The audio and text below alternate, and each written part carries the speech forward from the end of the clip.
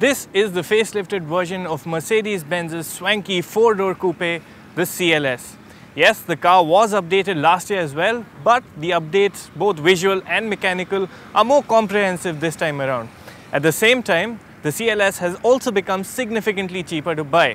So, there's quite a bit to talk about. Let's get straight to it. It would be an injustice to start any CLS review without a word on the styling first, because this car is plain and simply as sexy as they come.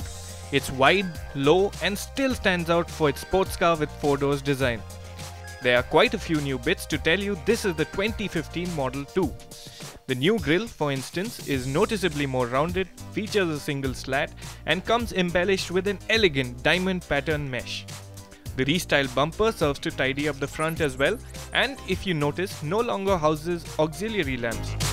All frontal illumination is taken care of by the new LED headlights. Each headlight comprises 36 LEDs, of which 24 automatically and constantly adjust the lighting pattern to maximize coverage without dazzling drivers of oncoming cars. In terms of design, there's nothing different at the sides and rear to report. Still, the surfacing on the doors, the frameless doors themselves, and the stretched out tail continue to look really special.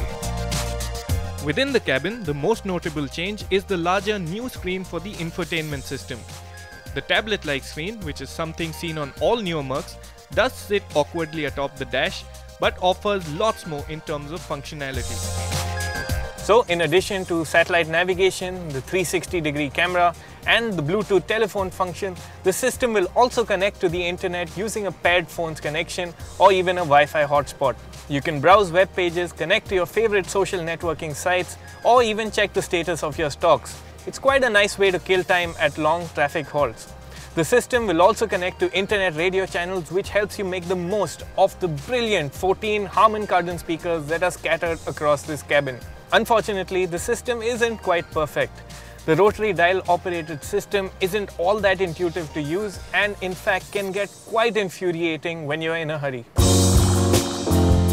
The rest of the dashboard is the same as before and remains beautifully finished with perhaps a button too many on its center console.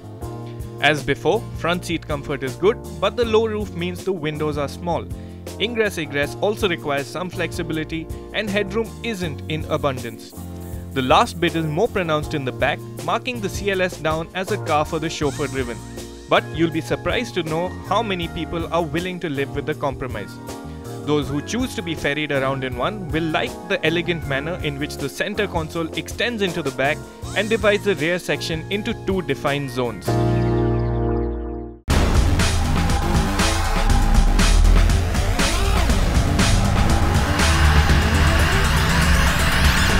So, what is it like to drive?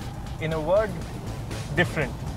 And that's got everything to do with the engine that's under the new CLS's chiseled bonnet.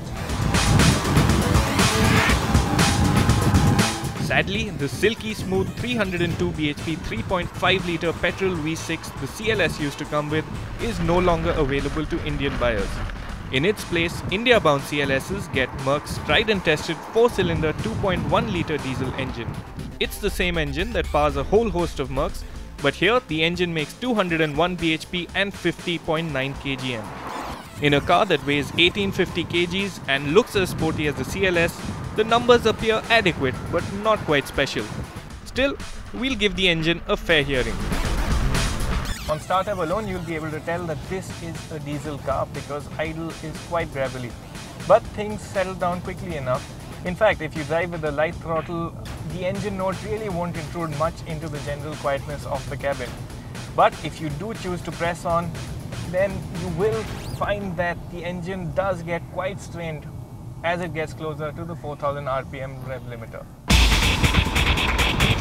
However, the speed-on numbers climb faster than the engine note will have you believe, and performance in general is quite good. This isn't the fastest revving engine, so it's unexciting in that sense, but there's no lack of power in everyday driving. There is an S mode too, but it doesn't help dial up the engine's eagerness by all that bigger margin. You can make things more exciting by operating the paddle shifters to work the 7-speed gearbox. Shifts are quick enough and the gearbox is also quite nice in full auto mode. On the road, you'll also be able to tell just how polished the CLS's ride quality is. It doesn't quite steamroll over bumps as well as the E-Class, but it does a very good job nonetheless. And like all large Mercs, it only gets better with speed. The CLS's standard adjustable air suspension can also be firmed up when set to its sport setting, but that means you have to settle for a jiggly ride in exchange for slightly better body control around bends. On our roads, it's not a trade-off you'd like to make. That's also because the CLS isn't the most agile of cars, suspension wizardry notwithstanding. The CLS feels its size at all times, and the steering, though precise, could do with more weight at speed. The CLS was designed to turn heads, and in this facelifted avatar, it continues to do so with absolute ease.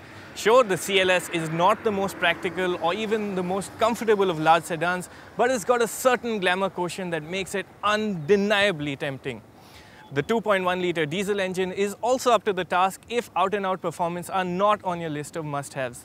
Still, we wish Mercedes gave it the 3-litre V6 diesel from the E350 CDI. While the engine may not get a wholehearted vote, what does is the new price tag. The CLS 250 CDI costs 76.5 lakh rupees ex-showroom, which makes it a whole 13.5 lakhs cheaper than what the CLS 350 was last available for. So, in effect, the CLS has become a car that's no longer just an emotional choice. It's become one that makes a better financial case too.